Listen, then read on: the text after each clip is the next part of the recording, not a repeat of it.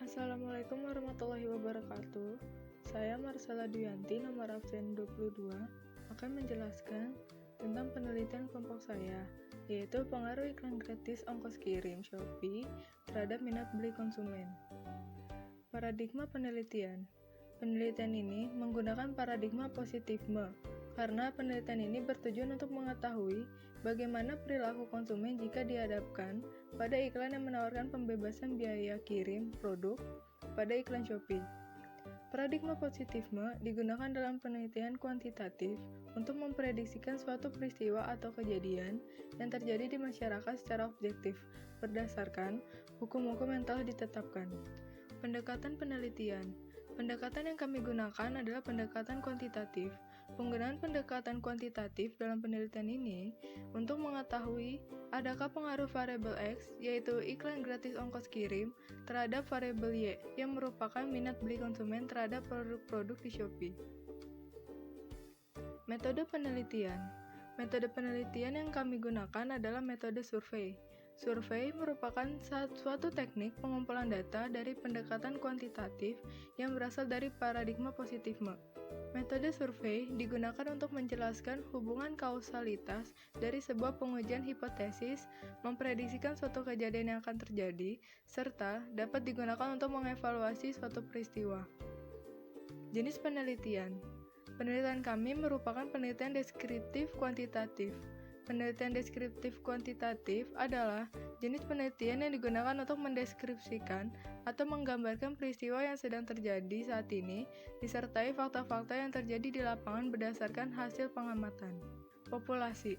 Populasi adalah wilayah yang digunakan dalam penelitian yang di dalamnya terdapat subjek maupun objek yang memiliki ciri atau karakteristik tertentu yang ditetapkan peneliti untuk ditarik kesimpulannya.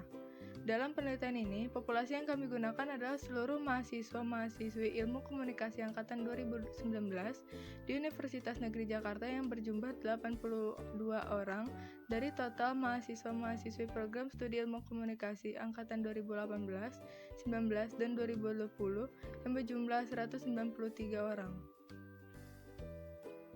Sampel. Sampel adalah bagian dari populasi yang memenuhi kriteria yang ditetapkan peneliti. Sampel yang digunakan dalam penelitian ini adalah mahasiswa-mahasiswi Ilmu Komunikasi Angkatan 2019 Universitas Negeri Jakarta.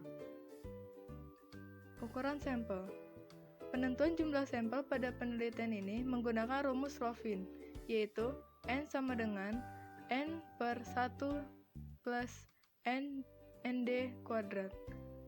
Berdasarkan rumus tersebut, jumlah sampel sebanyak 82 orang dan tingkat kesalahannya ada 5% atau 0,05, maka didapatkan jumlah sampel N sama dengan 6,04 atau dibulatkan menjadi 68. Unit analisis.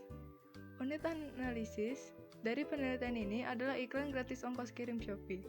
Yang dianalisis adalah pengaruhnya dari iklan gratis ongkos kirim Shopee. Teknik pengumpulan sampel. Teknik yang digunakan dalam penelitian ini adalah teknik non-probability sampling dengan metode kuota sampling.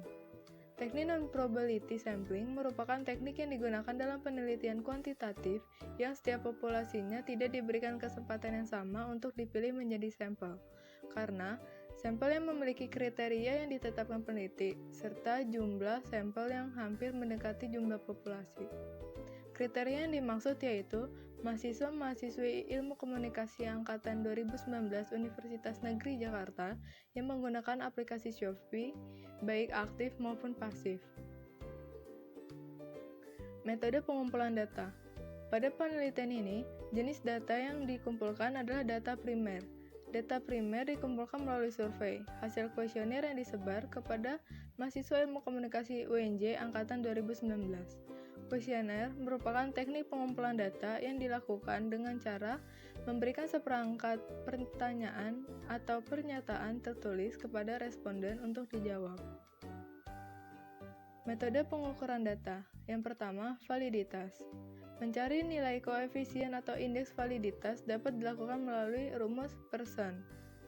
Suatu indikator dikatakan valid jika nilai R hitung lebih dari R tabel.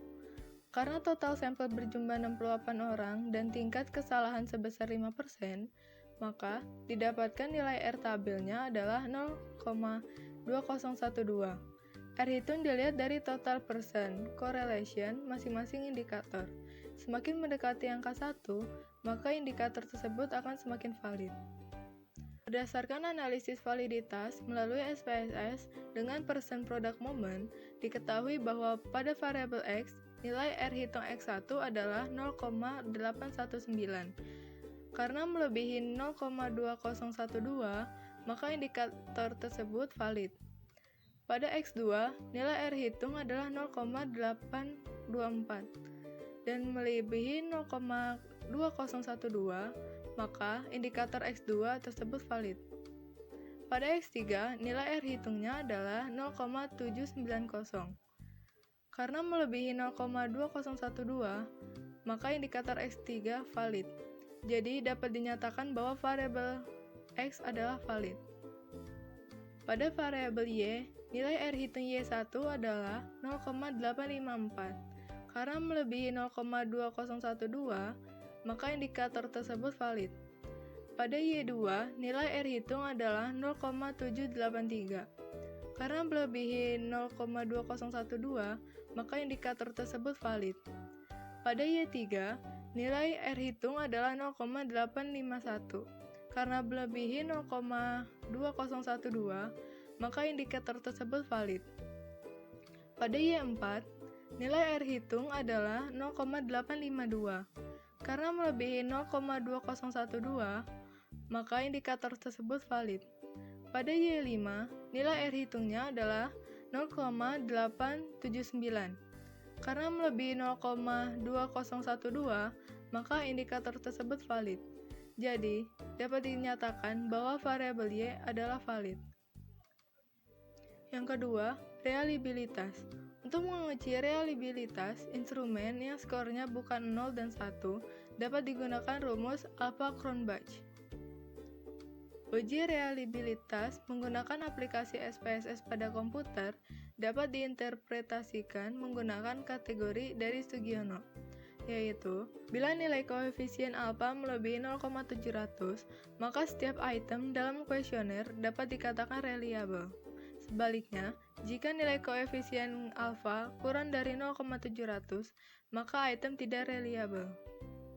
Berdasarkan hasil perhitungan melalui SPSS, dapat diketahui pada tabel bahwa nilai koefisien alfa pada indikator variabel X menunjukkan angka 0,736. Maka dapat disimpulkan bahwa setiap indikator variabel X memiliki reliabilitas yang kuat. Nilai koefisien alfa pada indikator variabel Y menunjukkan angka 0,895, di mana angka ini melebihi 0,700. Dapat disimpulkan bahwa setiap indikator variabel Y memiliki reliabilitas yang sangat kuat. Metode analisis data. Yang pertama, analisis univariat. Analisis univariat berfungsi untuk menggambarkan setiap variabel yang dipakai dalam penelitian. Analisis univariat menghasilkan distribusi frekuensi dan persentase per tiap variabel. Dari univariat yang digunakan dalam penelitian ini adalah usia mahasiswa, mahasiswa pengguna Shopee aktif sebagai variabel independen, serta minat beli sebagai variabel dependen. Rumus yang digunakan untuk analisis univariat yaitu pada data hasil analisis menggunakan SPSS, didapatkan bahwa rata-rata usia pengguna Shopee pada mahasiswa-mahasiswi Ilmu Komunikasi Universitas Negeri Jakarta adalah berusia 19 tahun atau sekitar 90% dari total sampel. Rata-rata mahasiswa-mahasiswi Ilmu Komunikasi adalah pengguna Shopee aktif dengan persentase 86,4% atau sekitar 86%. Yang kedua, analisis bivariat. Untuk menganalisis dua variabel yang berkorelasi perlu menggunakan analisis bivariat. Untuk menguji apakah hubungan antara iklan gratis ongkos kirim Shopee dengan minat beli konsumen, dapat menggunakan chi-square test dengan tingkat kesalahan 5%. Hasil yang didapatkan ditentukan oleh nilai P. Jika nilai P kurang dari 0,05, maka HO ditolak dan HA diterima. Jika nilai P lebih dari 0,5, maka HO diterima dan HA ditolak. Hipotesis dalam penelitian ini adalah HO adanya pengaruh dari iklan gratis ongkos kirim di Shopee terhadap keinginan membeli konsumen. HA tidak adanya pengaruh dari iklan gratis ongkos kirim di Shopee terhadap keinginan membeli konsumen. Pada hubungan frekuensi pengguna aplikasi Shopee dengan minat beli, diketahui nilai P adalah 0,539. Oleh karena nilai P melebihi 0,05, maka HO diterima dan HA ditolak. Pada hubungan melihat iklan gratis ongkos kirim dengan minat beli, diketahui nilai P adalah 0,38. Oleh karena itu, maka HO diterima dan HA ditolak. Pada hubungan pesan iklan gratis ongkir dengan minat beli, diketahui nilai P adalah 0,65. Oleh karena itu, maka HO diterima dan HA ditolak. Hasil analisis bisa dilihat pada tabel. Jadi, berdasarkan hasil Chi-square test bahwa ada pengaruh dari iklan gratis ongkos kirim di Shopee terhadap keinginan membeli konsumen. Keterbatasan dan kelemahan penelitian. Yang pertama, keterbatasan penelitian. Berdasarkan yang telah dilakukan, peneliti menemukan beberapa keterbatasan, yaitu peneliti memiliki keterbatasan waktu yang diberikan untuk mengerjakan penelitian ini yang mengakibatkan pengerjaannya yang kurang maksimal. Yang kedua, penelitian ini hanya mengambil sampel sebanyak 68 orang yang berasal dari mahasiswa-mahasiswi ilmu komunikasi Universitas Negeri Jakarta.